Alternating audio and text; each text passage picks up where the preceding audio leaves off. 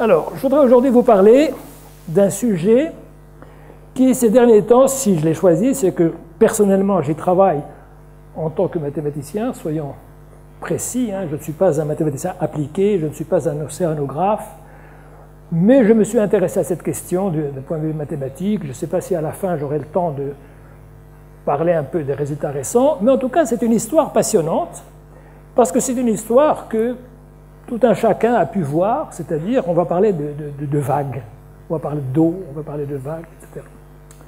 C'est ce qu'on appelle les ondes de surface, mais en anglais, le titre est plus explicite, puisque c'est les water waves, donc c'est les ondes d'eau.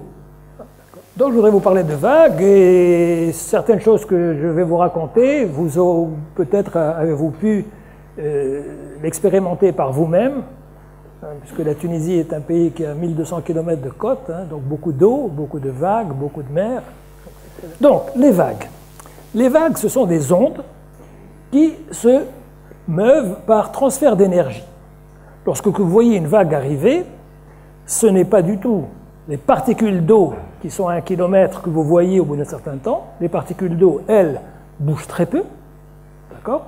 Et d'ailleurs, vous pouvez le voir la prochaine fois que vous allez à la mer. Vous prenez un morceau de bois assez léger, vous le jetez au milieu des vagues. Et vous voyez qu'il ne bouge pas énormément. Il avance certainement un petit peu, mais il ne bouge pas énormément. Par contre, ce sont les particules d'eau qui transfèrent leur énergie les unes aux autres et qui forment une vague. Alors, les vagues, en effet, elles peuvent être causées par plusieurs phénomènes que j'ai décrits un petit peu. Ça peut être simplement le vent, tout le monde l'a vu. Ça peut être aussi l'influence de la Lune ou du Soleil. Hein. Les marées sont juste sous l'influence de la Lune. Mais ça peut être des choses plus violentes, comme un tremblement de terre, une éruption volcanique sous-marine. Et donc, c'est un problème qui a quand même préoccupé l'espèce humaine pendant assez longtemps, pour des raisons évidentes, dès qu'a commencé la navigation, c'est-à-dire il y a bien longtemps. Problème de navigation, mais aussi les problèmes de prédiction des marées. Plus récemment, d'autres questions sont venues enrichir, si vous voulez, cette problématique. C'est simplement, vous installez quelque chose offshore et vous voulez voir quelle va être l'influence de la vague, des vagues, si elles sont importantes, etc., et encore plus récemment, comme on a pu le constater à travers le monde, sur l'analyse des tsunamis. Donc tout ça, c'est des problèmes qui ont préoccupé depuis assez longtemps, sauf que, d'un point de vue strictement mathématique, il a fallu attendre qu'on ait les outils nécessaires. Et ça n'a commencé que vraiment au XVIIIe siècle, au début du XVIIIe siècle. Et les pères fondateurs, vous n'allez pas être surpris, parce que vous allez trouver des noms que vous connaissez déjà. Le premier, c'est Euler, dont on va retrouver les équations ici, et ensuite, dans le même ordre de grandeur, en 1700, enfin à la fin du XVIIIe, Laplace, Lagrange, Poisson, et ça a conduit, en ces années-là, donc début du XIXe, 1810, l'Académie des sciences françaises a posé cette question. Parce qu'il y avait un certain nombre de travaux qui avaient commencé à émerger, et il était temps, c'était un problème qui devenait assez mûr, et donc l'Académie des sciences a posé la question suivante. Vous avez une masse fluide pesante, qui au début elle est au repos, elle est soumise à une certaine force, bon, la profondeur est indéfinie, hein, donc c'est plus simple, disons. Elle est mise en mouvement à partir d'une cause, comme on a dit, ça peut être le vent, etc., une éruption volcanique, etc. Et on demande, au bout d'un temps déterminé, la forme de la surface extérieure, et puis, voilà, la vitesse de chacune des molécules d'eau. C'est un problème dont ils imaginaient qu'il était temps qu'on s'y intéresse. Et en effet, beaucoup de mathématiciens de premier plan à cette époque, hein, comme les gens que j'ai cités précédemment, s'y sont intéressés. Et le gagnant est M.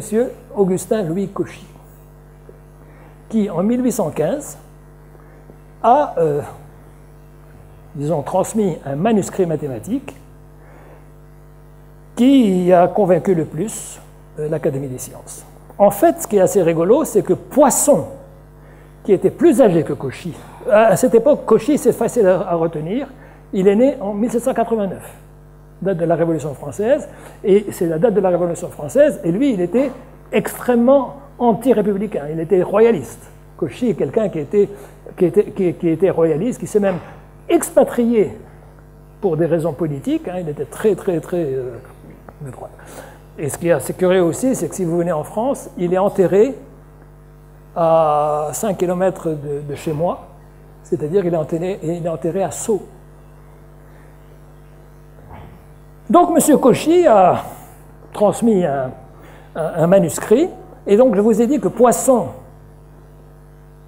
avait un manuscrit, disons, comparable, au moins de vue de la profondeur des idées mathématiques, mais il n'a pas pu concourir parce que Poisson était membre du jury. Il était membre du jury à l'Académie des sciences, etc., etc.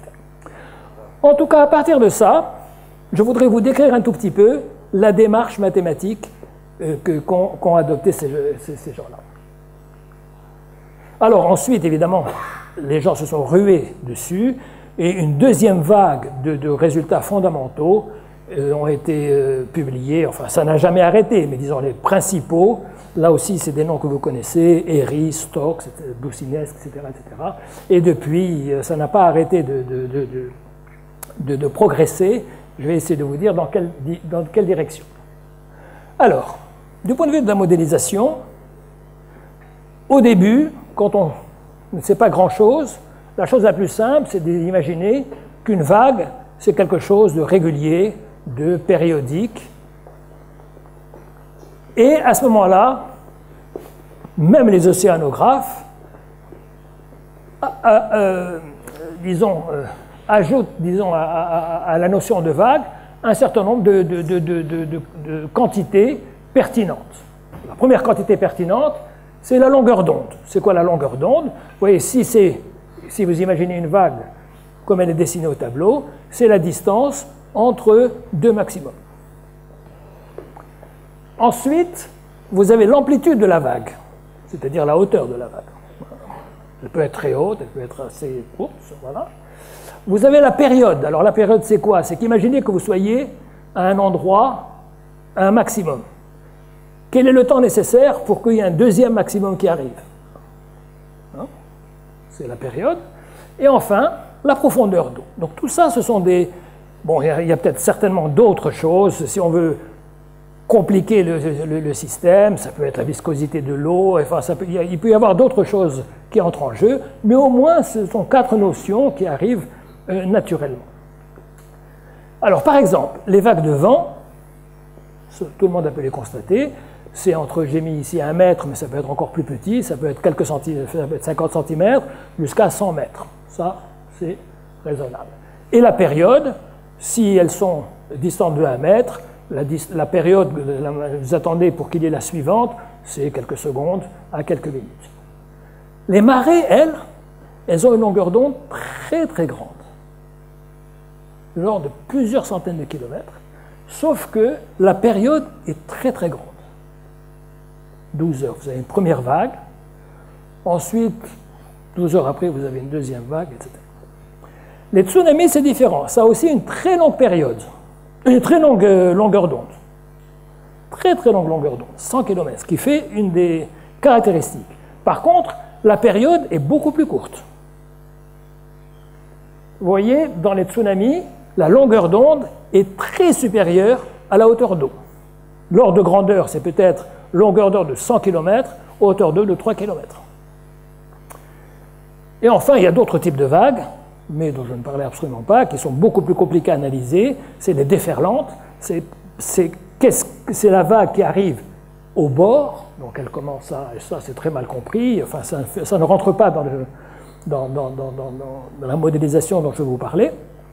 Et vous avez aussi les vagues scélérates, dont vous savez, des fois, brusquement, en haute mer, brusquement, sans que rien ne puisse l'expliquer aujourd'hui de manière satisfaisante, il y a une vague de 10 mètres qui arrive et qui ruine un bateau ou quelque chose comme ça. Alors, je voudrais maintenant parler un peu plus mathématique. Donc, la modélisation. Donc ici, je vous ai dessiné oméga t, c'est à un instant t, la quantité d'eau qui est comprise entre la surface, que vous ne connaissez pas. La surface est supposée être un graphe, ça veut dire que c'est le graphe d'une fonction. J'ai appelé le point x1, x2, y, donc y c'est la composante verticale, x1 x2 c'est les composantes horizontales. La surface sigma t, c'est y égale état de t de x1 et x2. Vous ne la connaissez pas, c'est une inconnue du problème. Et maintenant, on va décrire les équations. Un point, une molécule d'eau, enfin un point, une particule d'eau, disons, elle est définie par sa position dans un référentiel y, x1, x2. Sa position à l'instant t, c'est grand X de t, ça a trois composantes, x1, x2, x3 de t. Il est défini aussi, cette particule 2 est aussi définie par sa vitesse. Au temps t et au point x de t, la vitesse est v de t et dx de t, mais v a trois composantes là aussi, v1, v2, v3. Donc, et la relation, vous la connaissez en physique, la dérivée du mouvement, est égale à la vitesse de la particule. Donc vous avez l'équation x point de t égale v de t de x de t. À l'instant t, la dérivée de la position, c'est égal à la vitesse en ce point. Et à l'instant initial, vous partez d'une donnée initiale, x0 égale x0. Ensuite, mais ça c'était déjà depuis donc, les mémoires de Poisson et de Cauchy, etc., vous appliquez la loi de Newton. Et qu'est-ce que vous dit la loi de Newton dans un mouvement? Elle vous dit que l'accélération, elle est proportionnelle aux forces qui sont soumises. Alors les particules d'eau, elles sont soumises à deux types de forces. La première type de force, c'est la pesanteur. La pesanteur, elle va vers le bas. Vous allez la retrouver. Et ensuite, comme il y a de l'eau, il y a une pression. Et ce qui compte, c'est le gradient de la pression, c'est-à-dire la différence de pression entre deux points. Donc voilà les forces auxquelles sont soumises des particules d'eau. On peut imaginer d'autres forces. On peut imaginer, je parlerai à la fin d'un autre modèle. Par exemple, on pourrait imaginer une troisième force qui est la tension de surface. C'est quoi la tension de surface? Ça, c'est aussi quelque chose que vous avez pu peut-être expérimenter. Est-ce que vous avez vu déjà des petits coléoptères ou même des oiseaux très légers rester à la surface de l'eau? Eh bien, ils peuvent rester à la surface de l'eau parce que, justement, il y a une certaine tension de surface. Et ça peut être quelque chose qui peut être introduit dans le problème. Mais pour l'instant, je ne vais pas forcément parler de ce cas-là. Donc, si j'écris la relation de Newton, F égale m gamma, ça va me dire que la dérivée seconde, l'accélération, c'est la dérivée seconde de la position. C'est x point, point, d2 sur d2x sur dt2, égale aux forces. Mais vous voyez ici, si je dérive encore ça par rapport à t, ça veut dire que je dérive la vitesse par rapport à t, et ensuite que je dérive la vitesse par rapport à x, et que je dérive x par rapport à t. Mais la dérivée de x par rapport à t, c'est v. Donc vous voyez que la vitesse vérifie que dtv plus la somme de d sur dxi, dxi sur dt, donc ça vous donne cette quantité-là, là c'est juste l'accélération, égale aux forces. Alors j'ai mis moins GE3, E3 c'est donc le vertical, c'est moins G, G c'est l'accélération de la pesanteur, donc c'est moins G, E3, c'est-à-dire elle est dirigée vers le bas, et il y a les gradients de pression. Donc voilà le système. Donc c'est un système, parce que tout ça, ça doit être lu composante par composante. dtV1 plus cette quantité fois V1 égale moins G, moins D. Gradient P, c'est le vecteur des dérivés. Moins dp1 sur dx1, dtv2, etc. Donc ici, vous avez trois équations. Mais vous avez quatre inconnus. V1, V2, V3 et P. vous ne connaissez pas la pression. Tout ça, c'est relié. Donc, l'équation d'Euler, ce n'est guère que l'application de la loi de Newton. Elle peut être déclinée à l'infini. Ça veut dire qu'il peut y avoir de la viscosité, auquel cas vous rajoutez un epsilon delta qui correspond à la viscosité, et vous retrouvez les équations de Navier-Stokes. Donc, quand vous pensez aux équations de l'air, pensez juste à F égale m gamma. Deuxième chose, c'est l'incompressibilité. Alors, l'eau est incompressible. En quel sens? L'incompressibilité, ça veut juste dire qu'un petit volume d'eau à l'instant initial évolue, mais le volume ne change pas. L'eau ne se compresse pas ou ne se dilate pas. Le volume d'une petite quantité d'eau reste constant. Il se trouve que mathématiquement, c'est non trivial, enfin je veux dire, ce n'est pas quelque chose qui s'écrit en deux lignes, mais il se trouve que cette incompressibilité, dire que le volume d'eau ne change pas, s'exprime mathématiquement. Et il s'exprime par cette équation-là, qui vous dit que la somme de dv1 sur dx1 plus dv2 sur dx2 plus dv3 sur dx3 égale 0. Ça, c'est exactement dire que le volume d'eau ne change pas. Ça vient d'un... Vous écrivez... un volume, c'est l'intégrale de dx sur un petit ouvert. Vous faites des changements de variables et ce truc vous dit que le jacobien est égal à 1 et ça ne change pas, le volume ne change pas. Donc ça, c'est une autre équation, mais c'est quelque chose qu'on introduit physiquement. Ça veut dire qu'on sait ce que c'est que l'eau. Ça aurait été autre chose que l'eau, ça pourrait être compressible. D'ailleurs, il existe des équations de l'air compressibles pour des liquides ou pour des choses qui eux, changent de volume avec le temps. Mais pour l'eau, c'est bon. Donc ça vous fait 4 équations. Ça, vous êtes content. Parce que vous avez 4 inconnus, 4 équations, ça a des chances d'avoir des solutions. Ensuite, il vous faut des conditions aux limites. La pression. En haut, c'est l'air. Donc, au voisinage de la surface en tout cas, la pression est constante. Elle vaut la pression 1040 millibars, ça dépend de notre pression atmosphérique. Comme vous avez vu dans la précédente équation, ici, si vous ajoutez à P une constante, ça ne change pas. Donc la pression P est définie à une constante près. Donc, sur la surface initiale, on peut estimer que la pression qui existe, c'est exactement la pression atmosphérique. Donc c'est P0 qui est la pression atmosphérique. Mais celle-là, vous pouvez la retirer à P puisque c'est une constante. Et donc, la condition que vous mettez sur la pression, c'est que P est égal à 0. Ensuite, il y a une condition physique aussi, qui dit qu'on ne va pas étudier, ce n'est pas un problème de mécanique des fluides, c'est un problème de mécanique des surfaces.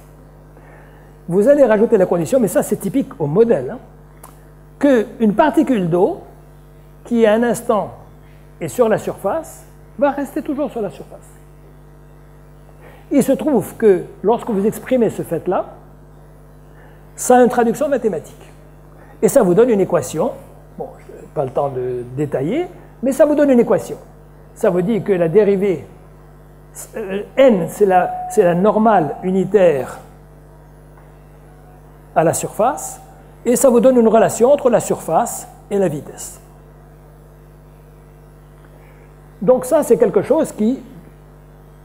C'est une condition aux limites, puisque c'est une condition sur la surface, qui est dictée par la question qu'on veut résoudre, c'est-à-dire quel est le comportement des molécules de la surface. Sur le fond, il est supposé ne pas bouger. C'est le fond de la mer, par exemple, quelque chose comme ça. Vous allez dire simplement que l'eau ne traverse pas, c'est-à-dire que la vitesse, elle est tangente au fond. Ça se traduit par dire que la composante normale de la vitesse est nulle. L'eau ne traverse pas, principe. Sauf si elle traverse un peu, mais on considère ici qu'elle ne traverse pas. Et enfin, seulement pour simplifier le problème, je vais voir en quel sens c'est simplifié, On va supposer ce qui est assez raisonnable pour de l'eau, c'est que il n'y a pas de tourbillon. C'est-à-dire que l'eau est assez homogène, mais elle ne tourne pas. Il se trouve que mathématiquement, ça se traduit par quelque chose. Et ça se traduit par dire que le rotationnel de la vitesse, ben la vitesse ne tourne pas, le rotationnel de la vitesse est nul. Vous allez me dire, ça fait beaucoup d'équations. Je vous dis non, ça ne fait pas beaucoup d'équations, parce que cette condition-là, si V est solution des équations de D'Euler, c'est une équation qui est transportée. Ça veut dire que si à l'instant initial, l'eau ne tourbillonne pas, eh bien elle ne tourbillonnera jamais, parce que V est solution des équations de D'Euler. Là aussi, c'est un calcul, hein, c'est pas tout ce que je dis, il n'y a pas une ligne, hein, il faut une demi-page, mais enfin, c'est comme ça. C'est une traduction mathématique. Alors, encore une fois, c'est parce que on travaille avec de l'eau dans cette condition simple, etc. Il existe aussi le même modèle lorsque l'eau a des tourbillons. Mais je ne veux pas parler de ce cas-là. Alors, pourquoi est-ce que ça simplifie? Eh bien, tout simplement parce que si vous avez une vitesse V1, V2, V3 dont le rotationnel est nul, eh bien, ça veut dire, ça aussi c'est quelque chose qui s'écrit mathématiquement, ça veut dire que votre vitesse, c'est le gradient d'une seule fonction. Qu'est-ce que vous avez gagné là? Vous êtes passé de V1, V2, V3 et P à une seule fonction, phi, d'accord? Et évidemment, la surface initiale que vous ne connaissez pas, eta, d'accord? Comme le rotationnel de V égale 0, V, c'est le gradient d'un potentiel. Ça, c'est mathématiquement, c'est pas très dur à démontrer. En dimension 2, c'est trivial. En dimension plus grande, il faut faire attention. Hein, nous sommes dans un espace, tout ce qu'il y a de plus gentil. Et ça simplifie l'affaire parce que, ensuite, comme on avait supposé que la divergence est nulle, la divergence d'un rotationnel, c'est le Laplacien. Donc en réalité, votre vitesse, c'est le gradient d'un potentiel, et ce potentiel est harmonique. Son delta égale 0. Donc vous avez un potentiel harmonique à l'intérieur, d'accord? Et vous réécrivez maintenant les équations de D'Euler, au lieu de les écrire en V et eta, qui étaient nos inconnues précédentes, vous les écrivez en V et en phi et eta. Donc vous voyez, vous avez diminué le nombre d'inconnus en faisant une hypothèse. Ce qui fait que si vous n'aviez pas fait d'hypothèse de rotationnel nul à l'instant initial, votre système serait un peu plus compliqué. Il existe aussi des résultats là-dessus. Mais pour ce qui concerne de l'eau, même physiquement, ce ne sont pas des hypothèses absurdes. Vous écrivez votre nouveau système dans les variables eta et phi et vous trouvez des choses comme ça. Donc ça, c'est exactement ce que traduisent les équations de D'Euler. Vous retrouvez dt phi, vous retrouvez p, vous retrouvez g. J'ai mis g et p de l'autre côté, donc ils ont changé de signe, ils sont venus de ce côté. Delta phi égale 0 parce qu'elle est de divergence nulle et de rotationnel nul, et que divergence de rotationnel, c'est Laplacien. Ça, c'est la condition qu'une particule qui est sur la surface reste tout le temps sur la surface. Ça, c'est la condition que P sur la surface, c'est la pression atmosphérique, donc elle est constante. Et ça, c'est juste dire que c'est la traduction en phi du fait que la dérivée, que la composante normale de la vitesse est nulle.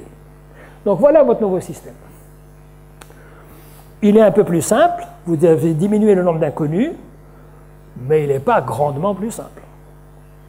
Alors, qu'est-ce qu'ont fait nos pères fondateurs? Les pères fondateurs, ils ont dit, dans un premier temps, on va regarder ce qu'on appelle le système linéarisé. Qu'est-ce que ça veut dire, le système linéarisé? Ça veut dire que chaque fois que vous avez des produits d'inconnus, vous les éliminez. vous ne gardez que les quantités qu'il ne faut intervenir, que des inconnus, pas de produit. Donc, on va supprimer celui-là. Ça, vous voyez, c'est la dérivée de l'inconnu au carré. Élimine. Là, vous avez inconnu, inconnu, produit. On élimine. Donc, il va me rester dt phi plus gy plus p égale 0. Delta phi égale 0. dt état moins d phi sur dy égale 0. P égale 0, d phi sur d nu égale 0. C'est un système plus simple. Et ensuite, ce qu'on va faire, c'est qu'on va restreindre la première équation sur le bord. Ensuite, ils ont fait une deuxième approximation. Encore une fois, c'était tout à fait louable. Hein. Quand vous ne savez rien faire, vous commencez par dire, est-ce que dans les cas les plus simples, j'arrive à dire quelque chose? Et ce qui est remarquable, c'est que nous allons voir que même en simplifiant grandement le problème, ils ont tiré un certain nombre de concepts pertinents. Donc ils ont dit, on va supposer que mon domaine, c'est-à-dire ma surface initiale en haut, c'est y égale 0, au lieu de y égale état, que le bas, c'est y égale moins h0, il est plat, déjà supposé ce cas-là. Donc, sigma, c'est c'est y égale 0, gamma, c'est y égale moins h0. Par contre, ce y-là, ils ont gardé état, ils ont pris la restriction, et ceux-là, ils l'ont supprimé, ils ont pris la restriction de ça à la surface y égale 0. Pourquoi? Pour éliminer la pression.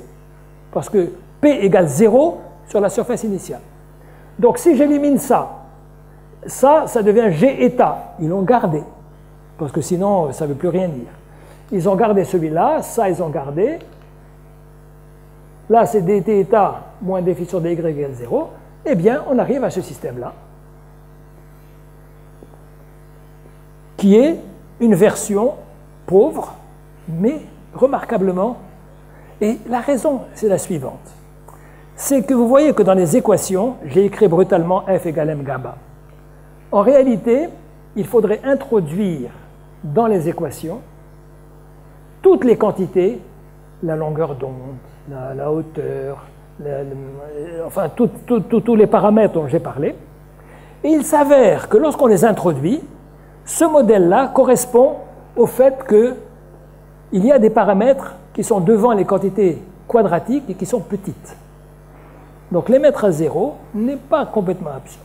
En tout cas, c'est ce qu'on fait nos pères fondateurs, ce que fait déjà Cauchy. Alors, donc, le système qu'ils ont considéré, c'est celui-là. Hein, on a dit que le potentiel est harmonique. Cette équation-là, elle vient de ces deux équations. Vous voyez que si je dérive, encore une fois, ici, ça fait dt carré plus g dt phi, dt état, mais dt état, c'est d phi sur dy. Donc ça me donne cette équation. Et ça, c'est la condition au fond. Donc ils ont dit, on va regarder ça. Question, est-ce que ce système-là, c'est un système maintenant linéaire, donc normalement c'est quand même plus simple, est-ce que ce système admet des solutions périodiques, du genre sinus ou cosinus? C'est plus simple de supposer que c'est des exponentiels complexes, parce que bon. Donc ils ont dit, on va chercher des solutions ondulatoires, genre de celles dont je vous ai parlé au tout début. Donc de la forme, une amplitude, vous voyez, état, elle a une amplitude, hein, son module de état, vous voyez, c'est AK, donc c'est exactement l'amplitude de la truc, et c'est e puissance ikx moins oméga t, et phi k, c'est une fonction de y fois une fonction périodique. Alors, dans ce truc-là, vous voyez que elles sont, par rapport à x, imaginez que x est une variable, kx, c'est périodique de période de pi sur k. Donc on a dit que la période, c'est la distance, que la longueur d'onde, c'est la distance entre deux maximums. Donc lambda, c'est 2pi, en plusieurs variables, c'est 2pi sur module de k. Et oméga sur module de k, c'est un temps sur une longueur, c'est une vitesse. C'est la vitesse de l'onde. Voilà comment c'est interprété. Alors, lorsque vous mettez ça dans la machine, vous pouvez résoudre complètement. C'est-à-dire vous pouvez trouver y, oméga, ça va vous donner y, ça va vous donner oméga par rapport à k, des relations entre oméga et k. Alors, y, vous voyez, là, il faut que je prenne la dérivée seconde par rapport à phi, plus la dérivée seconde par rapport à x. Par rapport à y, pardon. Si je prends la dérivée seconde par rapport à y, je trouve la dérivée seconde de y. YK seconde. Si je trouve la dérivée seconde par rapport à x, je trouve moins, première dérivée, ça fait moins k, ik, donc seconde dérivée, ça fait moins k. Donc, y, elle va vérifier, y seconde, moins k au carré, parce que je dérive deux fois par rapport à x aussi, moins k au carré y seconde, moins k au carré y, égale 0. Mais ça, on sait tous résoudre ça. Ça donne deux exponentielles. E puissance module de ky plus e plus b et puissance plus ky. Donc on peut tout résoudre et on va trouver une relation aussi entre oméga et k pour que toutes ces conditions soient vérifiées. Quelle est cette relation entre k et k?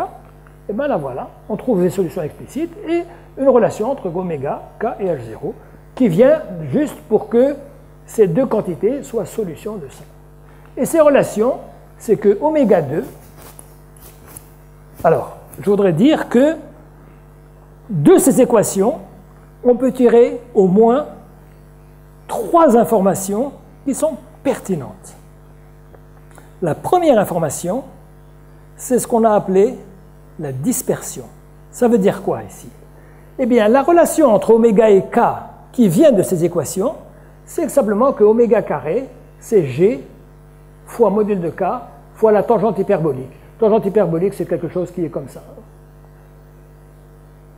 Donc, oméga sur k, c'est quelque chose qui est comme ça. Alors, la première information, d'un point de vue, disons, même... je vous signale simplement que ces modèles-là sont encore utilisés par des océanographes. Donc, ce n'est pas quelque chose qui est complètement obsolète ou quelque chose comme ça. Si vous prenez les cours d'océanographie, vous retrouvez des calculs de ce type-là. Il vous dit une chose, ça c'est une vitesse. Hein. Vous voyez que la vitesse, elle dépend de k. Et donc, il faut dire que deux harmoniques différentes, c'est-à-dire qui ont des k différents, c'est-à-dire deux vagues différentes, se propagent à des vitesses différentes. L'eau a tendance à se disperser et non pas à s'accumuler. Si vous faites le même calcul avec l'équation des ondes, vous trouvez que la vitesse est la même pour toutes les harmoniques, qui est la vitesse de la lumière, c. Donc tout le monde, il y a un train, alors que pour ce modèle-là, les ondes, les harmoniques différentes ont tendance à se séparer. Chacune a sa propre vitesse. Ça, ça a donné lieu à tout ce qu'on appelle les équations dispersives. Des équations dont, lorsqu'on fait tout ce système-là, c'est-à-dire quand on cherche des solutions qui sont périodiques de cette forme-là, les vitesses ne sont pas les mêmes. Le truc a tendance à se disperser. Alors, on a deux régimes. Vous voyez, ici, on a une fonction qui est compliquée, th. Mais vous voyez que si h0, k sur 2pi, c'est h0 sur la longueur d'onde, puisque k sur 2pi, c'est la longueur d'onde. Si ce truc-là, h0k sur 2pi, est tout petit, qu'est-ce que ça veut dire?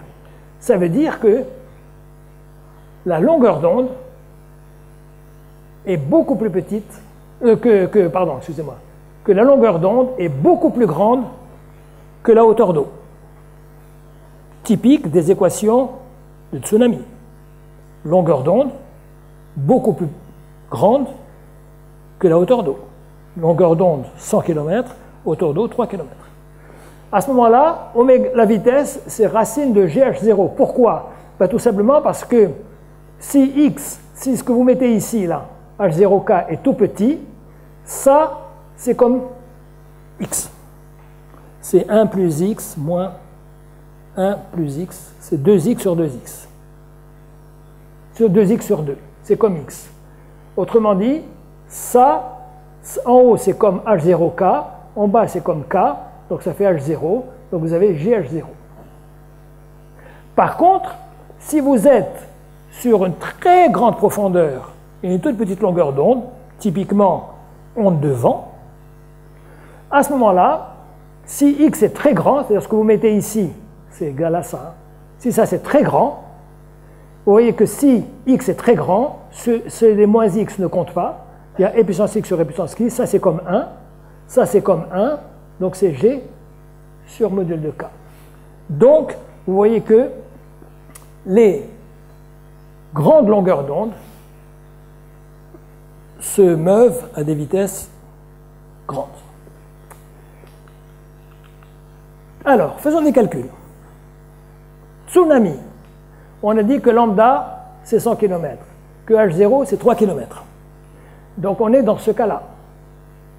h0 c'est 3, lambda c'est 100, c'est petit. Donc la vitesse c'est racine de gh0. Et bien vous faites le calcul, vous trouvez 600 km/h. Onde de vent, j'ai mis 100 mètres, mais ça pourrait être 1 mètre. Ça pourrait être 1 mètre. H0, c'est 3 km. La vitesse, si c'est au lieu d'être 100 mètres, c'est 1 mètre, une petite onde de vent, vous êtes dans le cas où H0 sur lambda, c'est très grand. C'est 3 km, 3000 sur 1. C'est très grand. Donc on est dans le deuxième cas. Vous calculez, vous trouvez ça. Si lambda égale 1 mètre, vous trouvez 4,6 km/h. Ça, c'est ce que nous avons tous constaté. C'est-à-dire, quand on se baigne, les vagues qui nous heurtent, elles ne sont pas... D'accord? Donc, vous voyez que déjà, nous avons des prédictions. Et ce qui est remarquable, c'est que si vous faites ça, si vous mesurez vraiment, en effet, ce qui se passe dans des tsunamis, les ordres de grandeur sont les bons. Donc, première chose, dispersion, vitesse de l'onde. Deuxième truc, ce qu'on appelle la loi de Green, qui est aussi que vous pouvez extraire du système dont je vous ai parlé. Hein, c'est du calcul, tout ça c'est non trivial. Hein, il faut faire des calculs, hein, c'est pas immédiat, mais ça existe. Monsieur Green, hein, je ne sais plus si c'est le même que Green-Riemann, je ne sais pas, peut-être que oui, je sais pas, je crois que non. Enfin bon. Il a montré que si vous avez un tsunami qui a une profondeur H1, c'est-à-dire loin du bord, mettons à 250 km du bord, il a une amplitude A1. A1, ça peut être 50 cm, 1 mètre. Et c'est ça qui est remarquable. C'est que dans un tsunami, pourquoi est-ce qu'a priori ce n'est pas prévisible? Parce qu'au milieu de l'océan, la vague qui se forme, elle a 1 mètre. Vous voyez un pouf. Donc, vous imaginez qu'un bateau passe par là et voit ça. Il dit, écoutez, il ne se passe rien. Et en réalité, il se passe des choses. Parce que la longueur d'onde, c'est de 100 km. C'est-à-dire qu'il va y avoir une onde qui est très longue. Eh bien, M. Green a montré qu'à une profondeur H2, qui est beaucoup plus petite que H1, ça veut dire par exemple au voisinage du bord, l'amplitude A2, c'est-à-dire la hauteur de la vague, eh bien, elle est à peu près donnée par cette formule. Vous prenez l'amplitude initiale, vous prenez la hauteur initiale, divisée par la hauteur finale, et vous prenez la puissance 1/4. C'est non trivial. Maintenant, faites les calculs. Alors, évidemment, il faut que... Tout ça, c'est des modèles qui sont tant que l'amplitude de la vague est plus petite que la hauteur du bord. Hein. C'est-à-dire que vous n'êtes pas au bord à 5 cm, vous êtes, disons, à 5 mètres. Eh bien, prenez un tsunami qui a 4000 mètres de profondeur, a produit une vague de 1 mètre. Et regardez, à une profondeur de 5 mètres, eh bien, elle aura une amplitude de 5 mètres. Et une vitesse, on avait vu que c'était g fois la h0. Eh bien, la vitesse, c'est 25 km/h. Donc imaginez que vous ayez un mur de 5 mètres, il me semble que c'est beaucoup plus haut que ça doit faire peut-être 4 mètres, je sais pas, plus haut que ça, à 25 km/h, sachant que une tonne, 1 mètre cube d'eau, ce qui n'est pas énorme, 1 mètre cube d'eau, c'est 1 mètre sur 1 mètre sur 1 mètre, ça fait une tonne. Donc vous pouvez imaginer le dégât d'un mur comme ça, de 5 mètres de hauteur, avec des quantités de tonnes d'eau, arrive à 25 km/h. N'est-ce pas? Et c'est ça qui fait que la raison sous-jacente, c'est que l'onde est très grande, la vague, la longueur d'onde est très très grande, mais à cause de la différence de passer de 4000 mètres à 5 mètres, elle est obligée beaucoup de ralentir. Donc toute son énergie va contribuer à la soulever. D'accord? Et là, vous avez devant vous un mur de plusieurs milliers de tonnes d'eau qui arrive à 25 km/h. Déjà, prenez une voiture simplement à 25 km/h et rentrez là dans un mur et vous voyez les dégâts. Ça explique. Oui, c'est simplement une tonne. Là, c'est multiplié par... Et la troisième chose que vous pouvez extraire aussi de ce système, encore une fois, très simplifié, c'est le comportement, justement, parce que tout à l'heure, nous avons parlé des ondes qui se propagent. Mais qu'est-ce que font les particules d'eau? Eh bien, vous pouvez extraire de ce système simplifié que la particule d'eau, en réalité, elle fait des petits trucs circulaires. Et vous le voyez effectivement, elle fait des petites circulaires, évidemment, ça avance un tout petit peu. Encore une fois, je vous ai dit les ordres de grandeur. Pour un tsunami qui va à 600 km/h, les particules d'eau, elles vont aller à 40 km/h. Donc elles vont quand même bouger. Mais pour une vague de vent qui va à 46 km/h, la particule, elle ne bouge quasiment pas. Encore une fois, l'expérience que vous allez faire, c'est de prendre un fétu de paille, de le jeter dans l'eau et de voir qu'il fait... Donc la particule bouge pratiquement pas. Mais par contre, chaque particule d'eau dessine, au voisinage de la surface bien sûr, dessine des petits cercles. Et c'est quelque chose que vous pouvez extraire aussi du système. Donc vous voyez quand même que nos pères fondateurs, à partir d'éléments simplifiés, mais à partir d'un modèle assez pertinent, en tout cas dans ce cas-là, sont arrivés à extraire des informations qui sont non triviales, qui sont pertinentes. Et encore une fois, jusqu'à présent, enfin, beaucoup d'océanographes, beaucoup de calculs sont faits à partir de simplifications. Peut-être qu'on rajoute un certain nombre de paramètres, etc., etc., etc. Pour ceux qui sont intéressés, il y a un très bon livre d'un éminent spécialiste de ces questions qui s'appelle David Lann, qui lui regarde vraiment le système complet avec tous les paramètres, et à ce moment-là, il y a plusieurs cas possibles, suivant que ce paramètre, suivant encore une fois, nous ici on a vu quelques cas, à savoir que nous avons comparé la longueur d'onde à la profondeur. Mais on peut introduire d'autres paramètres et considérer ce qu'on appelle d'autres asymptotiques. C'est-à-dire d'autres cas où la longueur d'onde est comparée à l'amplitude, etc., etc. Et ça donne des phénomènes, et ça s'applique, disons, à des conditions physiques différentes. Alors, ceci dit, tout ça, c'est bien beau, mais c'est essentiellement du 19e siècle. Alors, qu'est-ce qu'ont fait les mathématiciens depuis? Un mathématicien, ça s'intéresse plutôt au modèle. Ce qui a intéressé surtout les mathématiciens, c'est que ces équations-là fournissent des modèles intéressants parce qu'ils combinent beaucoup de difficultés. D'abord, c'est de considérer... Il me reste combien de temps? Considérer le système général. Alors je voudrais, dans le petit temps qui reste, vous dire à peu près quels sont les problèmes que les mathématiciens, voire les mathématiciens actuels, disons, considèrent comme problème. Donc on s'intéresse déjà au système général, ça veut dire qu'on ne va pas négliger les termes quadratiques, etc., qui sont, ceux qui les ont faits de manière tout à fait pertinente, mais on peut essayer d'aller un peu plus loin. Alors, vous avez un système assez compliqué, qui est le système du début. Vous pouvez vous dire déjà, est-ce que ce système admet une solution? Est-ce que c'est un système pertinent? Est-ce que vous avez l'unicité? C'est très important l'unicité. Pourquoi? Ben parce qu'imaginez un instant que vous ayez des équations et que vous fassiez des mesures à partir de ces équations.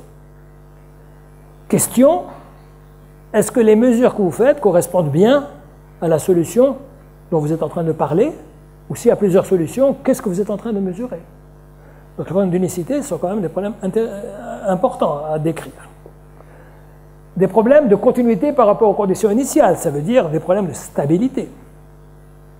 Est-ce que ce système est stable, instable? Est-ce que ça va d'un certain temps, il va diverger, etc., etc.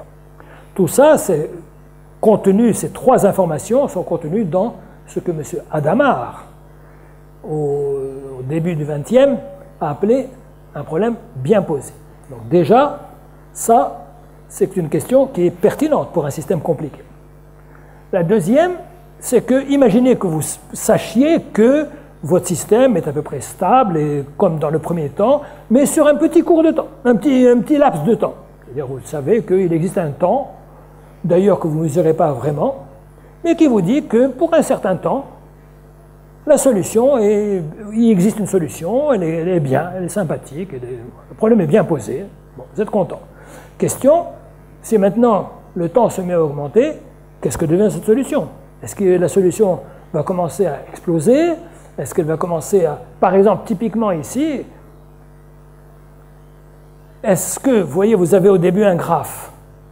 Jusqu'à quand ça reste un graphe? Si ça augmente, est-ce que ça va commencer à se tordre? Est-ce que ça va pas commencer à se mordre la queue, etc., etc. Donc c'est des questions que vous allez vous poser. Éventuellement, pour certains problèmes, est-ce que la solution existe telle que vous la connaissez indéfiniment? Bonne question. Troisièmement, vous avez un système comme tout à l'heure, est-ce qu'il existe des solutions périodiques? Et en effet, des fois, vous voyez des solutions qui ont l'air d'avoir, tout à l'heure je vous montrerai un dessin, qui a l'air d'avoir de certaines périodicités. Est-ce que vous êtes capable de les extraire, mais pour le système général, et de les décrire? Vous pouvez aussi vous poser la question des solitons. Alors je ne sais pas si vous avez déjà vu ça, mais il me semble que dans l'estuaire de la Gironde, il y a tous les ans quelque chose que les surfeurs adorent, ou que même les gens qui font du bateau adorent, c'est une vague qui se propage, mais à l'identique. Vous voyez, elle est comme ça, et elle se propage, elle se propage, elle se propage le long du... Hein? C'est-à-dire, c'est une solution qui reste la même, mais qui se translate. Ça, c'est ce qu'on appelle un soliton. Solution. Donc ça, c'est des phénomènes aussi qui sont intrigants, hein, et il y a beaucoup de recherches dans cette direction.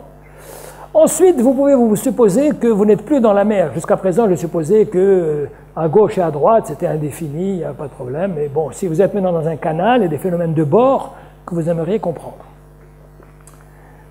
Vous pouvez aussi compliquer votre système en imaginant qu'il y a une tension de surface ou que le problème est un tourbillon, qui est des tourbillons. Vous pouvez compliquer le problème et ça aussi, c'est des choses qui sont aussi considérées.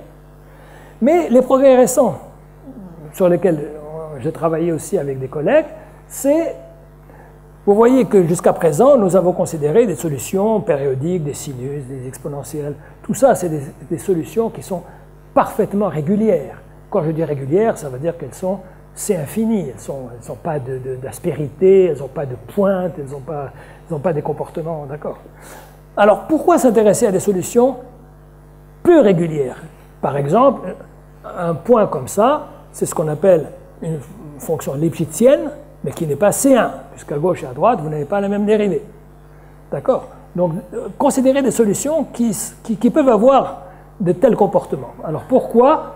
Eh bien, tout simplement parce que vous constatez, vous avez des images de ce type-là. Et vous voyez ici que sur la crête, vous avez vraiment des questions. Est-ce que ces systèmes assez compliqués, non linéaires, blablabla, admettent des solutions peu régulières qui acceptent des solutions qui soient, vous voyez, qui aient des...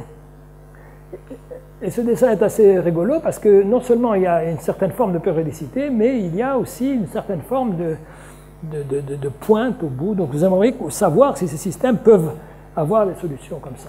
Et la deuxième aussi raison pour laquelle vous intéressez à des problèmes sans singularité, avec des singularités, c'est que si vous regardez dans un canal, votre premier réflexe, donc ça c'est la surface de... Votre premier réflexe c'est de dire, je vais raisonner par parité et ensuite périodicité. Ça veut dire que ici je fais une réflexion, mais si vous faites une réflexion, ici, il y a un certain nombre de dérivées qui sont égales, mais pas toutes les dérivées forcément. Ça peut être un dessin plus mauvais que ça. Et si toutes les dérivées ne s'annulent pas, ça veut dire que votre fonction, elle peut être C3, mais pas C4, etc., etc. Donc vous avez des solutions, et ce que vous aimeriez faire, c'est à partir de ce dessin-là, de périodiser, vous ramener au cas où vous êtes infini. Mais en ces points-là, vous avez des singularités. Alors, revenons aux équations générales. Donc vous vous rappelez que j'avais pour inconnu état et phi. Mais que phi, c'était une fonction harmonique. Mais quand vous avez un problème, le Laplacien, c'est le prototype de ce qu'on appelle un opérateur elliptique. Pour un opérateur elliptique, le problème qui est pertinent, qui lui est attaché, c'est que vous connaissez que la fonction est harmonique, et si vous connaissez ses valeurs sur le bord, alors il y a des formules qui vous disent que vous la connaissez partout. Donc, ce qu'un mathématicien russe, qui s'appelle Zakharov, avait proposé, c'est de dire, si je connais, vous voyez, dans les équations précédentes, il y avait les inconnus, il y avait les variables, temps, y, x1, x2. Il a dit, il y a un moyen, puisque phi est harmonique, il y a un moyen d'éliminer au moins une variable, qui s'appelle y. C'est-à-dire de dire, si je considère la valeur de phi sur le bord, vous voyez, le bord, il n'y a que deux variables, x1 et x2, il n'y a plus y. Si je connais phi sur le bord, je l'appelle psi. D'accord? Si vous avez une fonction harmonique à l'intérieur, dont vous connaissez la valeur sur le bord, vous connaissez phi partout. Donc au lieu de travailler avec phi et état, je vais travailler avec état, état c'est toujours le bord, que vous ne connaissez pas, et aussi avec la trace, c'est-à-dire la valeur de la phi sur le bord que vous appelez psi. Vous avez gagné une variable. Comme tout à l'heure, en faisant l'hypothèse des rotationnalités, vous avez gagné des équations, un nombre d'équations. Là, vous gagnez en nombre de variables, et vous prenez psi, c'est phi restreint au bord, et travaillez avec état et psi, et vous traduisez les équations précédentes sur état et psi, au lieu de état et phi. Et vous trouvez un système qui était compliqué. Je ne vous demande pas de regarder ce que c'est compliqué. Tout ce que je vais vous dire, c'est où sont les difficultés. La difficulté, il y en a trois. D'abord, c'est vraiment un problème qui est non linéaire, puisque vous voyez ici, il y a des carrés partout. Le deuxième, c'est un problème qui est non local. Pourquoi? Parce qu'ici, vous avez un certain opérateur qui est très important, qui s'appelle l'opérateur de Dirichlet-Neumann. C'est quoi ce problème de Dirichlet-Neumann? Vous avez une fonction harmonique, vous connaissez sa trace, donc normalement phi est entièrement connu. La dérivée normale de la trace de phi sur le bord est aussi connue, et l'application qui a la trace associe la trace de la dérivée normale, c'est un opérateur connu qu'on appelle l'opérateur de Dirichlet-Neumann qui intervient ici. Le problème, c'est que c'est un opérateur non local. Qu'est-ce que ça veut dire? Ça veut dire que ce n'est pas un opérateur différentiel. Par exemple, en dimension 1, c'est quelque chose qui est...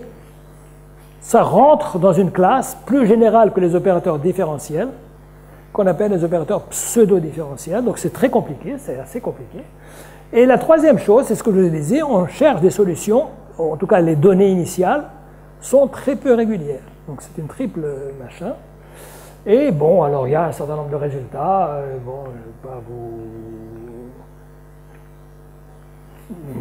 Il y a beaucoup de recherches disons, sur ce modèle-là, avec ces difficultés-là. Ce que je voulais terminer par dire, c'est qu'avec la tension de surface, vous voyez, ça c'était le problème sans tension de surface, la tension de surface, elle est modélisée usuellement, et ça correspond aux observations, par dire que vous avez kappa qui est la tension de surface, et ça, c'est un terme qui est proportionnel à la courbure, à savoir que plus la courbure est grande et plus la tension est faible ou quelque chose comme ça. Donc c'est avec ce terme-là qu'on introduit la tension de surface, c'est-à-dire comme une des forces auxquelles sont soumises les particules. Donc il y a toujours, il y a toujours la pression, il y a toujours la gravité, et la tension de surface, là aussi il y a eu beaucoup de travaux qui sont là-dessus. Et là, merci, je vous remercie de votre attention.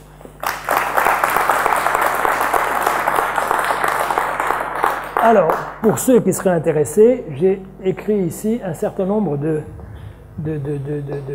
enfin, donner le titre d'un certain nombre de livres qui pourraient. Alors, je vous les décrire très rapidement.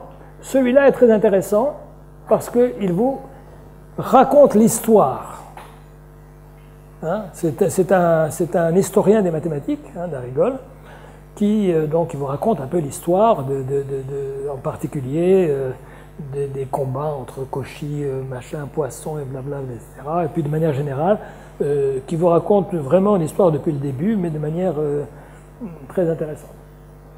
Bon, ça, c'est un livre très récent et vraiment mathématique. Ça, c'est vraiment pour ceux qui s'intéresseraient vraiment au modèle. Ici, vous connaissez, c'est le célèbre Tao, hein, qui avait écrit juste après le tsunami du Japon, a écrit un petit article pour montrer que, effectivement, les calculs, les équations dont je vous ai parlé, conduisent effectivement à prédire, mais à conforter théoriquement les mesures qu'on avait faites à l'occasion de ce qu'on avait vu au tsunami. Il disait que malheureusement, personne ne peut prédire, parce qu'un tremblement de terre, par définition, c'est quelque chose qui est très difficilement prédictible, etc. Tatsuo Higuchi, qui lui collaborait avec des ingénieurs océanographes japonais, et il leur avait montré qu'il pouvait introduire des petites modifications du modèle qui affinaient un tout petit peu, parce que, bon, inutile de dire que les modèles simples ne coïncident pas à 100% avec...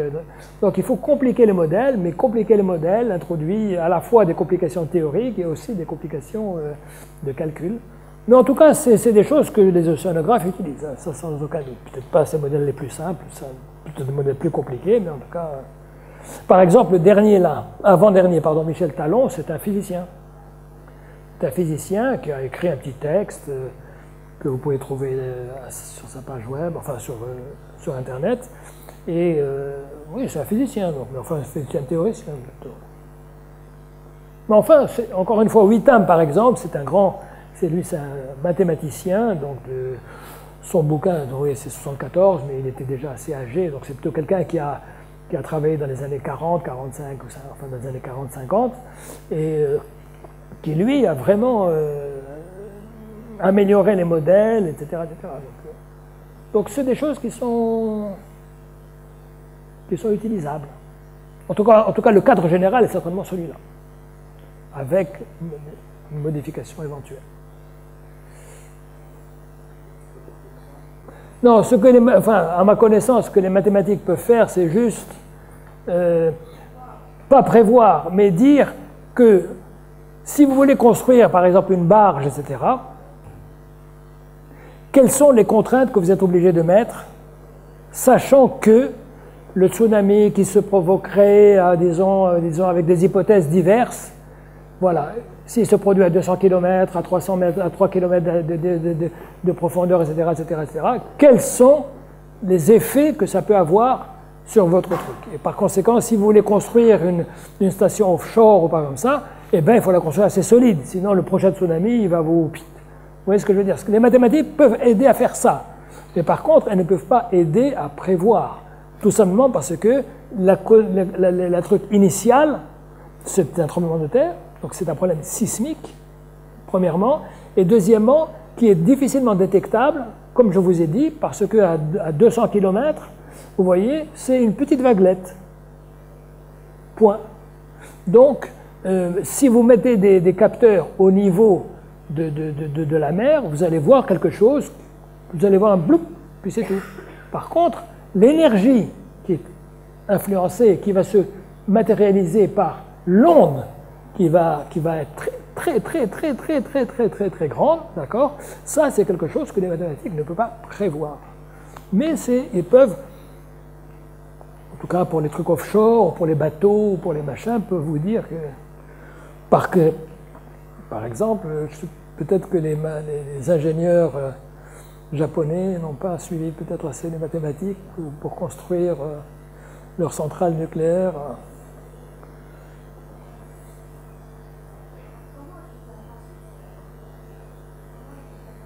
Comment ils avancent?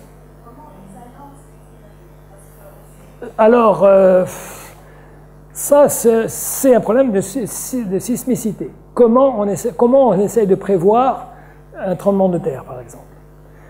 Ça, c'est en mettant des capteurs. Hein.